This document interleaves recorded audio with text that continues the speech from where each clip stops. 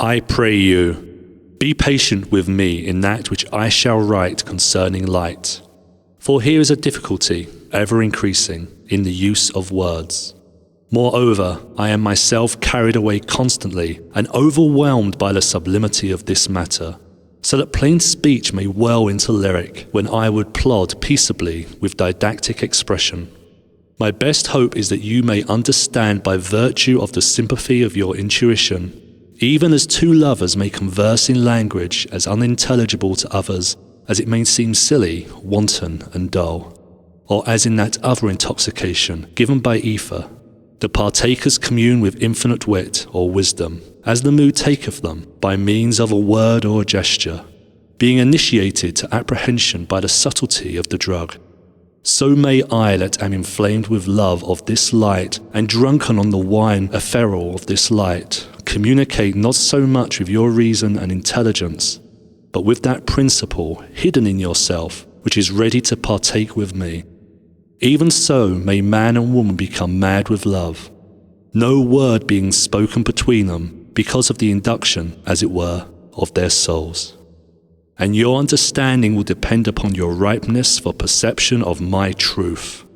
Moreover, if so be that light in you be ready to break forth, then light will interpret to you these dark words in the language of light, even as a string, inanimate, duly adjusted, will vibrate to its particular tone struck on another chord. Read, therefore, not only with the eye and brain, but with the rhythm of the life which you have attained by your will to love, quickened to dancing measure by these words, which are the movements of the wand of my will to love, and so to enkindle your life to light.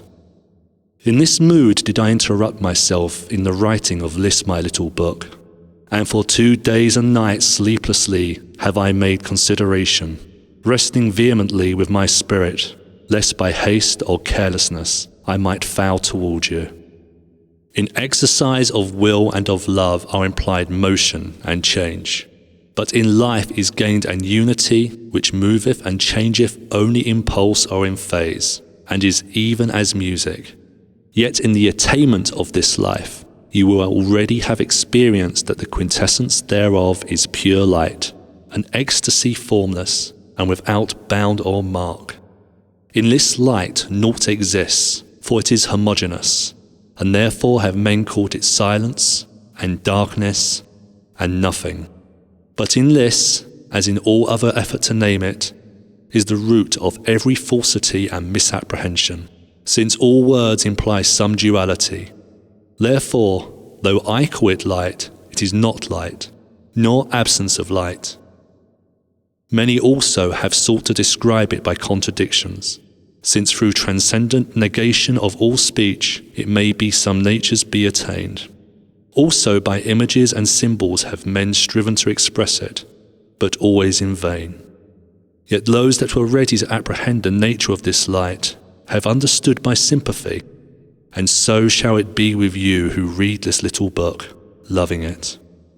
However, be it known unto you that the best of all instruction on this matter, and the word best suited to the Aeon of Horus, is written in the book of the law. Yet also the book Ararita is right worthy in the work of the light, as Trigrammaton in that of will, Cordis Cincti Serpente in the way of love, and Liberi in that of life. All these books also concern all these 4 gifts, for in the end you will see that every one is inseparable from every other. I wish to write to you with regard to the number 93, the number of Thelema, for it is not only the number of its interpretation, agape, but also that of a word unknown to you, unless you be a neophyte of our holy order of the A.A., which word representeth in itself the arising of the speech from the silence, and the return hereunto in the end. Now this number 93 is thrice 31, which is in Hebrew la, that is to say, not, and so it denieth extension in the 3 dimensions of space. Also I would have you meditate most closely upon the name Nu, that is 56, which we are told to divide, add, multiply, and understand. By division cometh forth 0.12, as if it were written nuit, hadit, ra, hur, kuit, before the dyad. By addition ariseth 11, the number of true magic, and by multiplication 300, the number of the Holy Spirit of fire, the letter shin, wherein all things are consumed utterly. With these considerations and a full understanding of the mysteries of the numbers 666 and 418, you will be armed mightily in this way of far flight. But you should also consider all numbers in their scales, for there is no means or resolution better than this of pure mathematics, since already therein are gross ideas made fine, and all is ordered and ready for the alchemy of the great work.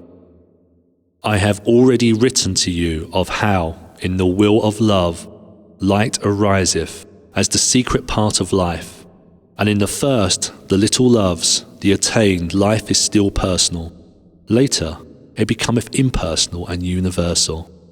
Now then is will arrived, may I say so, at its magnetic pole, whence the lines of force point alike every way and no way, and love also is no more a work but a state.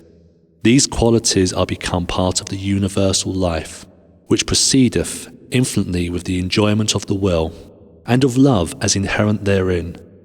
These things therefore, in their perfection, have lost their names and their natures. Yet these were the substance of life, its father and mother, and without their operation and impact, life itself will gradually cease its pulsations. But since the infinite energy of the whole universe is therein, what then is possible but that it return to its own first intention, dissolving itself little by little into that light which is its most secret and most subtle nature? For this universe is in truth zero, being an equation whereof zero is the sum, whereof this is the proof, that if not it would be unbalanced, and something would have come from nothing, which is absurd. This light or nothing is then the resultant or totality, thereof in pure perfection, and all other states, positive or negative, are imperfect, since they omit their opposites. Yet I would have you consider that this equality or identity of equation between all things and no thing is most absolute, so that you will remain no more in the one than you did in the other, and you will understand this greatest mystery very easily in the light of those other experiences which you will have enjoyed, wherein motion and rest, change and stability, and many other subtle opposites have been redeemed to identity by the force of your holy meditation. The greatest gift of the law, then, cometh forth by the most perfect practice of the 3 lesser gifts. And so thoroughly must you travail in this work, that you are able to pass from one side of the equation to the other by will, nay, to comprehend the whole at once, and forever. This then, your time and space-bound soul shall travel according to its nature in its orbit, revealing the law to them that walk in chains, for that this is your particular function. Now here is the mystery of the origin of evil. Firstly, by evil we mean that which is in opposition to our own wills. It is therefore a relative and not an absolute term. For everything which is the greatest evil of someone is the greatest good of some other. Just as the hardness of the wood which wearieth the axeman is the safety of him that ventureth himself upon the sea in a ship built of that wood. And this is a truth easy to apprehend, being superficial and intelligible to the common mind. All evil is thus relative, or apparent, or illusory. But returning to philosophy, I will repeat that its root is always in duality. Therefore, the escape from this apparent evil is to seek the unity, which you shall do as I have already shown you. But I will now make mention of that which is written concerning this in the book of the law. The first step being will. Evil appears as by this definition. all that hinders the execution of the will. Therefore it is written, the word of sin is restriction. It should also be noted that in the book of the 30 Aphas, evil appears as koronzon, whose number is 333, which in Greek importeth impotence and idleness, and the nature of koronzon is dispersion and incoherence. Then in the way of love, evil appears as all that which tends to prevent the union of any two things. Thus the book of the law saith, under the figure of the voice of Nuit, take your fill and will of love, as ye will, when, where, and with whom ye will, but always unto me. For every act of love must be under will, that is, in accordance with the true will, which is not to rest content with things partial and transitory, but to proceed firmly to the end.